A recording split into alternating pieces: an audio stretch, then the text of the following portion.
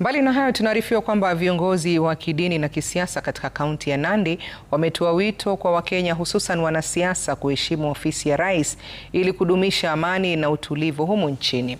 Akizungumza wakati wa ibada ya mazishi iliyofanyika katika eneo la Chesumei, askofu wa kanisa la Full Gospel Churches of Kenya Eli Rop alisema kwamba ni muhimu viongozi wote kuonyesha heshima kwa taasisi za kitaifa na kuepuka matamshi yanayoweza kuleta mgawanyiko miongoni mwa wananchi.